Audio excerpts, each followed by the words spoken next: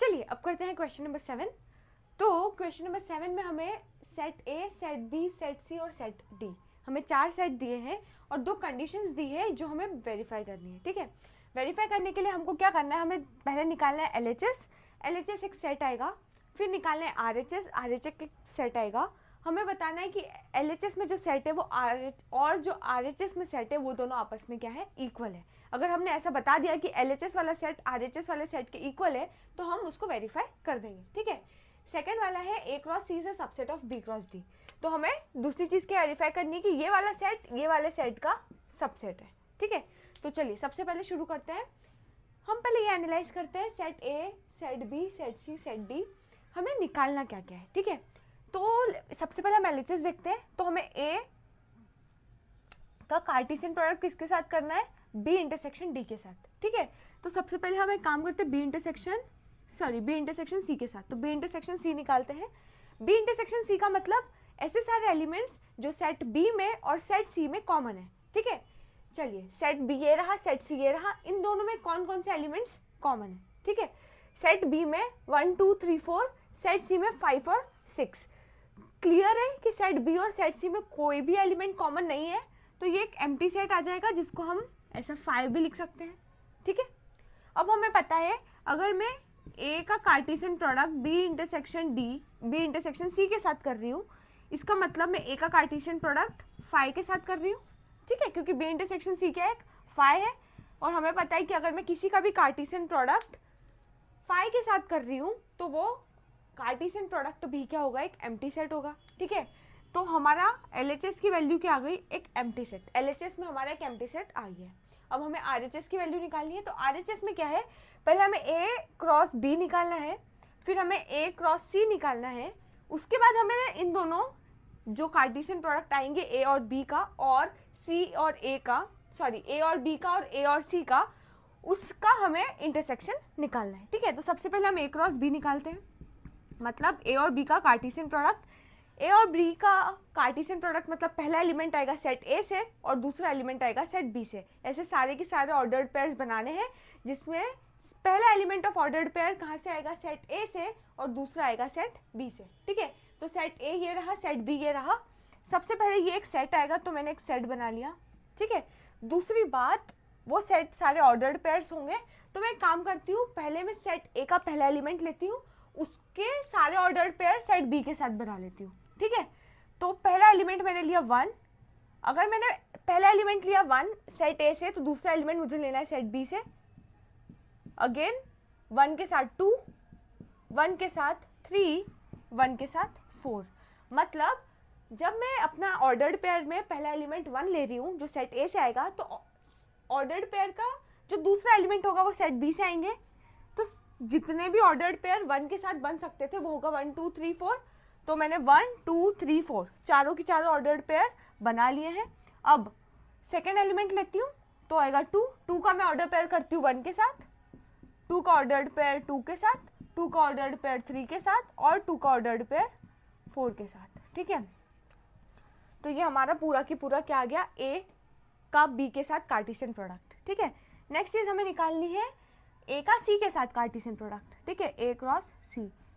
चलिए अब set A है हमारा ये रहा, सेट C हमारा ये रहा। ठीक है, तो सेट A और सेट C का कार्टेशियन प्रोडक्ट हमें निकालना है, तो हमें ऐसे सारे ऑर्डर्ड पेयर्स लेने हैं जिसमें पहला एलिमेंट सेट A में से आएगा और दूसरा एलिमेंट ऑफ ऑर्डर्ड पेयर कहाँ से आएगा, सेट C में से आएगा। ठीक है, तो पहला मैं काम करती हूँ, पहला एलिमेंट लेती हूँ सेट A का, उसके सारे ऑर्डर्ड पेयर्स बना लेती हूँ जो भी पॉसिबल है। तो इसके 2 एलिमेंट्स है 5 और 6, तो 1 के साथ 5 और 1 के साथ 6। दूसरा मैं लेती हूँ 2, तो 2 के साथ 5 और 2 के साथ 6। ठीक है, तो सिर्फ ये 4 पॉसिबिलिटी है। अब हमने क्या करा, हमने A और B का कार्टेशियन प्रोडक्ट निकाल लिया, A और C का कार्टेशियन प्रोडक्ट निकाल लिया। ठीक है, हमारे पास इसकी वैल्यू आ चुकी है, ये सेट आ चुका है, हमारे पास ये सेट आ चुका है। अब हमें इन दोनों सेट का क्या करना है, इंटरसेक्शन। इन दोनों सेट का करना है इंटरसेक्शन, मतलब हमें इन दोनों सेट में ऐसे सारे एलिमेंट्स देखने हैं जो कॉमन है। ऐसे एलिमेंट्स जो कॉमन है, इसमें देखिए ये वाले सेट में भी सारे एलिमेंट्स क्या है, ऑर्डर्ड पेयर, और ये वाले सेट में भी सारे एलिमेंट्स है ऑर्डर्ड पेयर्स। तो हमें ये वाले सेट और ये वाले सेट में ऐसे ऑर्डर्ड पेयर्स देखने हैं जो कॉमन है। ठीक है, चलिए शुरू करते हैं। 1,5, क्या इसमें कहीं 1,5 है, नहीं है। 1,6 1,6 है, नहीं है। 2,5 2,5 है, नहीं है। 2,6 2,6 भी नहीं है। मतलब A क्रॉस B और A क्रॉस C, मतलब A और B का कार्टेशियन प्रोडक्ट में और A और C के कार्टेशियन प्रोडक्ट में एक भी एलिमेंट कॉमन नहीं है। नो कॉमन ऑर्डर्ड पेयर्स, ठीक है, एक भी कॉमन ऑर्डर्ड पेयर हमें नहीं मिला है। तो कंक्लूजन ये है कि A cross B intersection A cross C एक एम्प्टी सेट आ रहा है, ठीक है। अब हमने LHS में निकाला था, ये हमारा LHS था, LHS हमारा आया था एम्प्टी सेट। RHS हमने निकाला, RHS भी हमारा एम्प्टी सेट आया। Hence we have verified that A का Cartesian product with B intersection C is equal to A का Cartesian product with B intersection A का कार्टेशियन प्रोडक्ट विथ C, ठीक है। तो यहाँ पर हमने ये पहला वाला पार्ट अच्छे से वेरीफाई कर लिया है। अब हम करते हैं सेकंड वाला पार्ट, ठीक है। तो सेकंड वाले पार्ट में है A का कार्टेशियन प्रोडक्ट C के साथ निकाला है और बोला है it is a subset of B cross D, ठीक है। तो देखिए हमने A का कार्टेशियन प्रोडक्ट C के साथ निकाल चुके हम लोग, तो हम यही वाला यूज कर लेंगे। अब हमें एक और निकालना है B का कार्टेशियन प्रोडक्ट D के साथ, ठीक है। तो सेट B ये रहा और सेट D ये रहा, ठीक है। चलिए सेट B और सेट D का हम निकालते हैं कार्टेशियन प्रोडक्ट। तो सबसे पहले कार्टेशियन प्रोडक्ट ऑफ B और D में पहले सारे, ये तो एक पहली बात तो ये हो गई कि एक सेट होगा, इस सेट में सारे के सारे ऑर्डर्ड पेयर्स आएंगे और वो ऑर्डर्ड पेयर्स ऐसे होंगे जिसमें पहले एलिमेंट आएगा सेट B में से और दूसरा एलिमेंट आएगा सेट D में से, ठीक है। तो चलिए शुरू करते हैं हम सेट B के पहले एलिमेंट से जो कि है 1। इस 1 का हम सारे के सारे ऑर्डर्ड पेयर्स बना लेते हैं जो सेट D के साथ बन सकते हैं, ठीक है। मतलब 1,5 1,6 1,7 और 1,8। बात समझ में आ गई। चलिए अब सेकेंड एलिमेंट लेते हैं 2। अब 2 का मैं सारे के सारे ऑर्डर्ड पेयर्स बना लेती हूँ जो कि 5 6 7 8 से बनेगा। तो 2,5 2,6 2,7 2,8, ठीक है। 1 का हो गया, 2 का हो गया। अब 3 का, 3 के सारे ऑर्डर्ड पेयर्स बना लो। 3,5 3,6 3,7 3,8। अब 4 के साथ तो 4,5 4,6 4,7 और 4,8, ठीक है। हमारे कितने ऑर्डर्ड पेयर्स बनने चाहिए थे, देखिए इसका सेट B का कार्डिनल नंबर है 4, सेट D का कार्डिनल नंबर है 4, तो n of B into n of D क्या होगा 4 इंटू 4 मतलब 16। तो हमारे ऑर्डर्ड पेयर्स कितने आने चाहिए थे, B और D का कार्टेशियन प्रोडक्ट कर रहे हैं तो हमारे ऑर्डर्ड पेयर्स आने चाहिए थे 16। 1 2 3 4 5 6 7 8 9 10 11 12 13 14 15 16, ठीक है। हमारे पूरे के पूरे 16 एलिमेंट्स आ चुके हैं, 16 ऑर्डर्ड पेयर्स आ चुके हैं। तो ये हमारा निकल चुका है B और D का कार्टेशियन प्रोडक्ट, ठीक है। अब हमारे पास जो सेकंड कंडीशन है उस पर आते हैं। हमें बताना है कि A और C का जो कार्टेशियन प्रोडक्ट है उसको किससे कंपेयर कर रहे हैं हम, B और D के कार्टेशियन प्रोडक्ट से, ठीक है।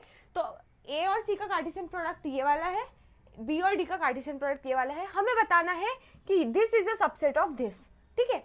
अगर हमें बताना है कि कोई भी एक सेट दूसरे वाले सेट का सबसेट है तो हमें ये बताना है कि इसके सारे के सारे एलिमेंट्स इसका हिस्सा है, ठीक है, according to definition of subset, ठीक है, जो हम पिछले लेक्चर्स में देख चुके हैं कि सबसेट क्या होता है। जो सेट थ्योरी वाला चैप्टर था उसमें हमने सबसेट का कॉन्सेप्ट पढ़ा था, ठीक है। तो इसका सबसेट, अगर इसका ये सबसेट है, इसका मतलब इसके सारे के सारे एलिमेंट्स इस सेट का हिस्सा होना कंपलसरी है। तो हमें इसके सारे एलिमेंट्स को चेक करना है 1 बाय 1, क्या वो इस सेट के एलिमेंट्स है या नहीं है। अगर इसके सारे के सारे एलिमेंट्स इसके भी एलिमेंट्स हैं तो yes this is a subset of this, ठीक है।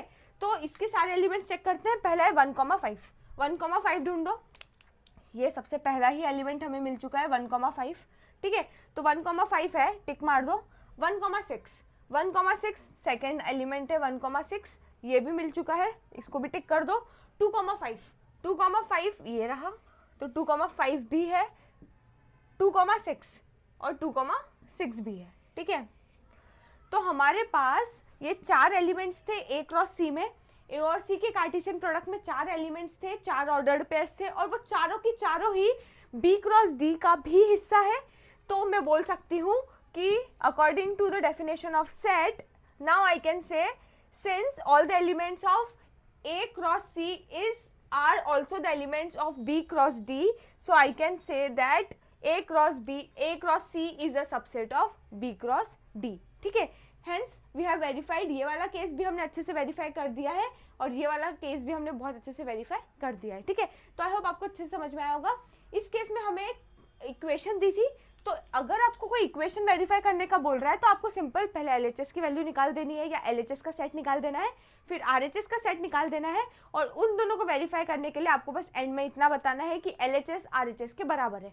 तो हमारा एलएचएस आया था एक 5 सेट, ठीक है, एम्प्टी सेट, और हमारा आरएचएस भी आया था एक एम्प्टी सेट. ठीक है, तो हमारा एलएचएस और आरएचएस दोनों ही एम्प्टी सेट आए थे, तो हमने एंड में बोल दिया कि since LHS equal to RHS, ये वेरीफाई हो चुका है. और दूसरे केस में हमें सबसेट को वेरीफाई करना था कि ये वाला इसका सबसेट है, तो उसके लिए हमने ये प्रूव कर दिया कि जो according to definition of subset, अगर A is a subset of B तो A के सारे element should be the part of set B. ठीक है, तो हमने बता दिया कि यार A क्रॉस C के सारे ऑर्डर्ड पेयर्स किसका हिस्सा है, B क्रॉस D का भी हिस्सा है, तो इधर हमने सेकेंड वाला पार्ट भी वेरीफाई कर दिया. ठीक है, तो आई होप आपको क्वेश्चन अच्छे से समझ में आया होगा. क्वेश्चन नंबर 7 हमारा कंप्लीट होता है.